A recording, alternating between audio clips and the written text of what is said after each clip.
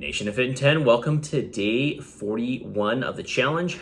And this Saturday, we've got a meeting at 9:45. Now listen, I realize that not everybody can make it, but it's just hard to find a time where everybody can. So inevitably, there's gonna be some of you that miss it. I will record it. And if you wanna see it, let me know. And I'll post it to YouTube. So it will be recorded. Meeting ID, it's in Slack. I emailed it to you, but I'll give it to you again here. Meeting ID is 837-8842-5210. Passcode is 708787. Okay? This Saturday at 9:45. It won't be a long meeting, probably about 45 minutes, possibly an hour, just depends on the question. So bring your questions and it'll be a good meeting. Okay? Also, your scans are coming up next week, Wednesday and Thursday. So if you haven't already, please make sure you book your scan, www.calendly.com/train-on-me. Okay, more questions. So let's get into it here. I'm still well behind, but please keep sending me in your questions. I've been looking, and a lot of you don't send in your feedback. So, all I can do is encourage you to do it. And I'm sure you've got questions and concerns. So please do your feedback. It only takes you a couple minutes. All right, this is a question. Thoughts on reducing sugar fat from diet? I'm not talking about bad sugar fat, but fruit, oils, avocados, etc. So, it's okay to have a certain amount of carbohydrates. It's okay to have some carbohydrates and some fat in your diet. Okay, essentially. Yeah, when it comes to fat, we want to avoid the polyunsaturated fats. We really want to avoid the seed oils, basically the vegetable oils. Avoid all the vegetable and seed oils. Stick with things more like, when it comes to fat, avocado, olive oil, real butter, coconut oil, etc. Okay, stay away from the vegetable oils. Okay, the safflower, the sunflower oil, the soybean oils, the margarines, that type of thing. When it comes to sugars, it's fine if you're getting sugar from real whole food. It's fine if you're getting sugar from fruit. This is okay. Ultimately, all carbohydrates putting fiber aside are just sugar. Okay? All carbohydrates putting fiber aside are just sugar. So whether it's potato or yam, or it's bread, or it's chocolate, whatever, these are all just going to be sugar, or at least they contain sugar, okay, or starch. Starch is just a chain of sugars. Ultimately, what we want here are carbohydrate sources that are nutrient dense, so stick with real whole foods. Thoughts on creatine while doing this challenge? You could definitely do some creatine. I would suggest loading it, so going through a period of loading for about 5 to 7 days. Basically, you take a small serving 4 or 5 times per day. 4 times a day should be enough. Anywhere from 3 to 5 grams, 4 times a day for 5 days. That should be plenty. And this is going to help to load the creatine in the muscle.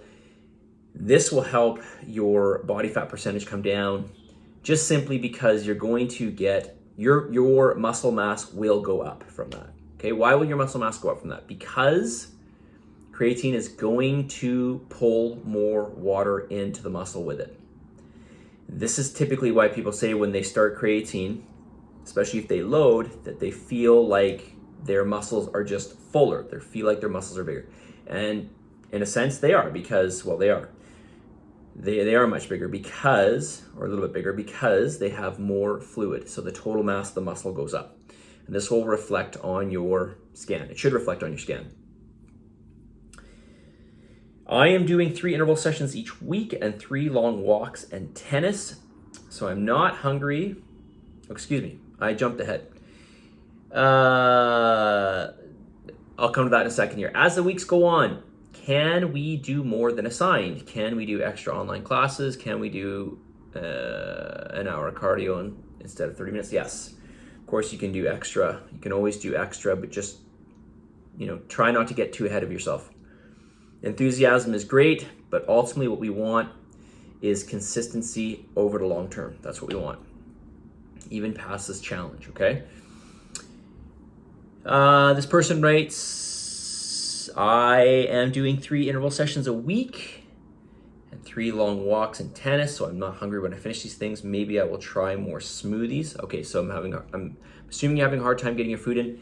Generally speaking, like I said, when the protein goes up and the real whole food sources go up, both those things, yeah, you just don't feel as hungry because both those foods are more satiating. But just a reminder to you, even if you don't have your appetite, it doesn't mean you're putting on body fat, okay? So don't equate those two things. And do your best to try to get all your food in. Eventually, you're going to tell me you're hungry, all right? Now, this is going back a couple weeks ago, so we're on week 6 now. So,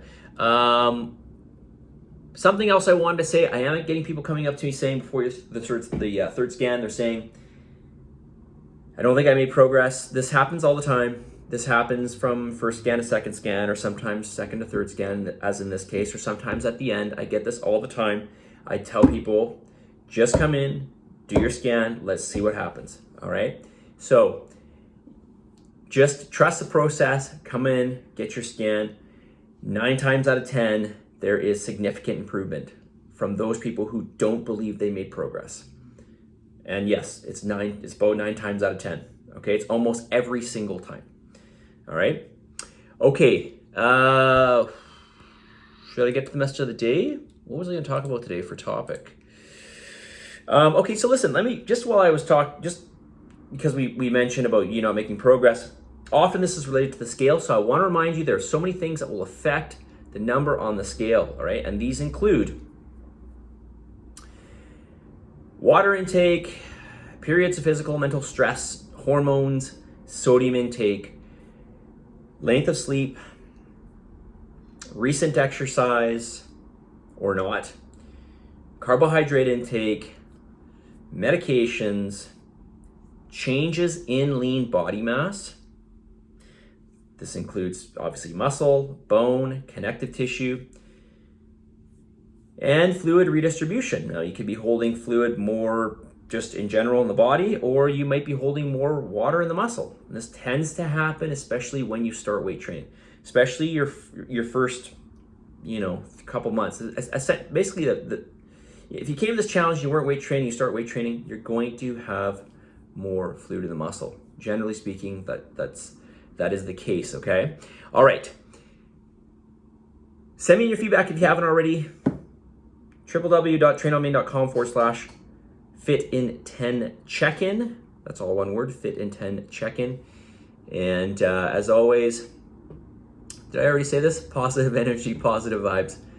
Believe in yourself, and for the love of God, give some gratitude, and I'll talk to you all tomorrow.